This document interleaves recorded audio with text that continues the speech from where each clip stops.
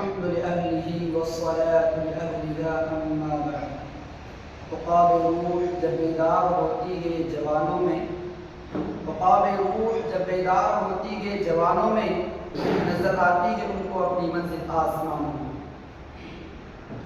آج کی اس نورانی محفل میں میری تقریر کا عنوان ہے نوجوانان اسلام کے لمحے فکر. نوجوان نسل ملک و ملت کی مستقبل کا ایک بیش قیمت سرمایہ ہے جس پر ملک و ملت کی ترقی و تنزل موقوف ہے. یہی اپنے قوم اپنے دین و ملت کے لیے ناقابل فراموش کارنامے انجام دے سکتے ہیں. یہ ایک حقیقت ہے کہ نوجوان کی تباہی قوم کی تباہی ہے. اگر نوجوان بے راہ روی کا شکار ہو جائے تو قوم سے راہ راستہ پر رہنے کی توقع بے سود ہے. جوانی کی عبادت کو پیغمبر بشیر بتایا گیا ہے، لیکن موجودہ دور کے مسلم نوجوانوں کے پاس سب کچھ ہے، نہیں ہے تو صحیح ایمان نہیں، صحیح اسلام نہیں، اسے اپنے لٹنے پیٹنے کا کوئی افسوس بھی نہیں، بلکہ کارواں کی چیز سے احساس دیا جاتا رہا کا مستاق ہے. اس کا لباس شرعی نہیں، اس کی جنس اور پینٹ ٹخنوں سے نیچے ہے. اسے معلوم نہیں کہ اس کے پیارے رسول سرکار دو عالم صلی اللہ علیہ وسلم نے اس سے منع کیا ہے اور کہا کہ کپڑوں کا وہ حصہ جو ٹخنوں سے نیچے ہوگا وہ دوزخ میں جلے گا. اس کی داڑھی اور سر کے بعد شرعی نہیں، اسے معلوم نہیں کہ بالوں کے سلسلے میں پیارے رسول صلی اللہ علیہ وسلم کی کیا ہدایت ہے. کچھ مسلم نوجوانوں کے ہاتھوں میں طرح طرح کی کنگن نما چیزیں ہوتی ہے، اسے معلوم نہیں کہ عورتوں سے مشابہت اسلام میں ممنوع ہے. اکثر مسلم نوجوانوں کو آپ دیکھیں گے کہ جیب میں موبائل اور کان میں ایئر فون، نماز تو جانے دے، اذان سن اور سن کا جواب دینے کی بھی فرصت نہیں ہے. محترم حضرات، آج کا مسلم نوجوان حقیقت تسلیم کرنے تیار نہیں ہے کہ شریعت نے انسان کو حقیقت سمجھائی ہے. اس کا وجود انسان کی اپنی ملکیت نہیں ہے بلکہ خدائے وحدہ لا شریک لہ کی امانت ہے. لہذا اس امانت کی حفاظت کرنا، اسے اللہ اور اس کے رسول کے احکام کے مطابق استعمال کرنا، اس سے وہ کام ہے نا جس کے لیے اس کی تخلیق ہوئی ہے، اسے نقصان و ضیاع سے بچانا لازم ہے.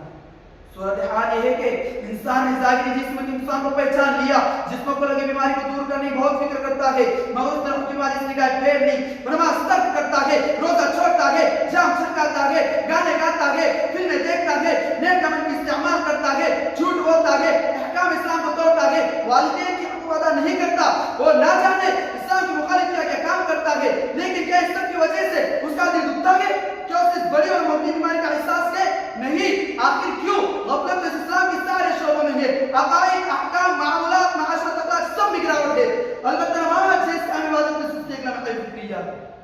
نوجوانوں کا بڑا طبقہ اتنی بکثرت نماز ترک کرنے کے عادی ہے کہ بس اللہ کی پناہ ہمارے پیارے رسول سرکار دو عالم صلی اللہ علیہ وسلم ہمارے لیے روئے، راتوں کو جاگے، پتھر کھائے، صرف اس لیے کہ میرا کوئی امت دوزخ میں نہ جائے. ہمارے نبی نے فرمایا نماز مومن کی معراج ہے. نماز کفر اسلام کے درمیان حد پاسنگ ہے. جس نے قصد نماز چھوڑ دی اس نے کفر جیسا کام کیا.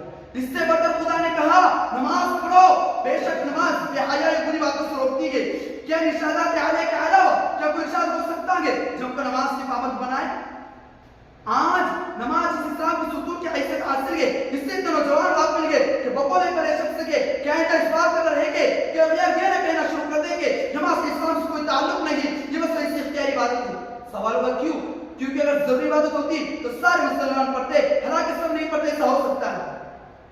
محترم حضرات، آج کے مسلم نوجوان جمعہ و عیدین میں تو حاضر ہو جاتے ہیں، یہ بھی اللہ کا کرم ہے. لیکن وہ یہ کیوں نہیں سوچتے کہ جس خدا نے جمعہ و عیدین کو ضروری قرار دیا ہے، اسی خدا نے روزانہ 5 وقت کی نمازوں کو بھی فرض قرار دیا ہے. ہماری ایمان کی بنیادی کیا کمزوری ہے جس کی وجہ سے تفریق رہ جاتی ہے؟